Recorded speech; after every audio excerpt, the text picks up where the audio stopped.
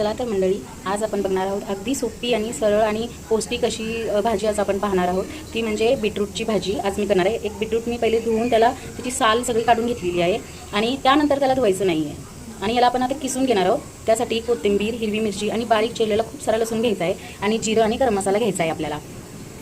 आता हा जो बीटरूट आहे हा आपण चांगला शिलून घेतलेला आहे आणि तो आपण किसून घेणार आहोत। चांगला या मोठ्या याने किसून घेणार आहोत आपण किसणीने।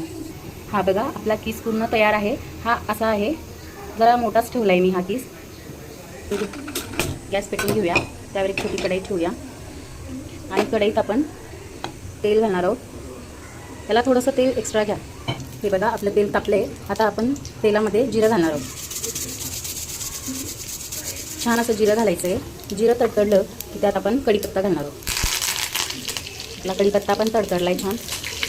तर आपण जो हा भरपूर कापलेला लसूण आहे तो घालणार आहोत। त्यात लसूण यासाठी एवढं घालायचं आहे की लसणाने याची टेस्ट छान लागते। जरा बीटरूट खायला थोडंसं गोडच लागतं, त्यामुळे आपण लसूण भरपूर घालायचं आहे, जेणेकरून लसणाचा वास छान आणि खायलाही छान लागतं।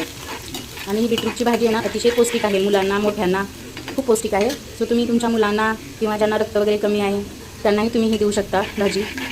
खायला अतिशय चविष्ट लागते आणि गोड अशी ही लागतच नाही भाजी। थोडंसं बीटरूट तुम्ही ना कच्चंवाला आणि हार्डवाला बीटरूट बघून घ्यायचे, कारण की जे गुळगुळीत बीटरूट असतात ते घेऊ नका। ते थोडंसं गोड टेस्ट येतं, ते खायला गोड गोड लागेल भाजी। त्यामुळे तुम्ही थोडंसं हार्डवालंच बीटरूट बघून घ्या।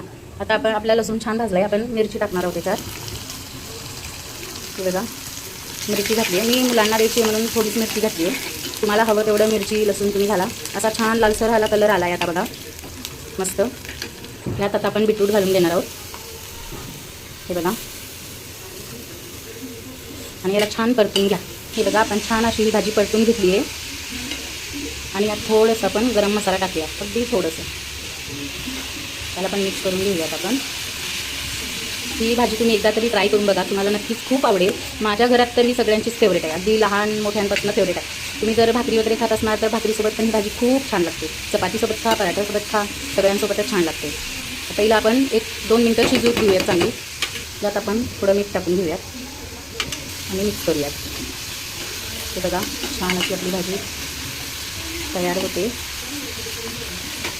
तिला थोडंसं पाणी सुटेल बघा, मीठ टाकले आता आपण तर पाणी सुटले। ते पाणी तुम्हाला सगळं अगर तुम्हाला अशी थोडी ओलसर भाजी आवडत असेल तर तुम्ही थोडं पाणी ठेवू शकता, पण माझ्या घरात तर सगळ्यांना अशी कोरडीच आवडते। ही थोडी कोरडीच छान लागते आणि हिला आपल्याला जास्त नाही शिजवायची, अगदी एक मिनिट आपल्याला ही भाजी शिजवून घ्यायची आहे, कारण ही लगेच शिजते। किसलेला आहे आपल्याला बीटरूट आपण हा सगळा, त्यामुळे ही लवकरच शिजते बघा।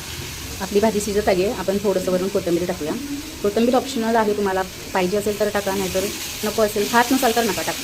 हे बघा आपल्या भाजीला छान तेल सुटले। असं तेल सुटलं की आता आपली भाजी रेडी आहे। हे बघा मस्त अशी झाली आहे बघा भाजी छान। त्याला झाकण नका ठेवू तुम्ही, कारण की झाकण ठेवलं ना की पाणी सुटतं बीटरूटला, जरा तो ओलसर असतो ना किसला की, त्यामुळे तुम्ही झाकण नका ठेवू। झाकण ठेवलं की पाणी सुटेल आणि मग ती मऊ शिजणार आणि खायला मग अशी चव येत नाही त्याची पाहिजे तशी। तर बघा आपली भाजी रेडी आहे, मस्त अशी छान झाली आहे बघा।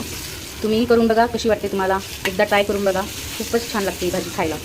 हे बघा मंडळी आपली भाजी रेडी झाली आहे, किती छान दिसते बघा दिसायला, मस्त असं रेडिश कलर आलेला आहे छान।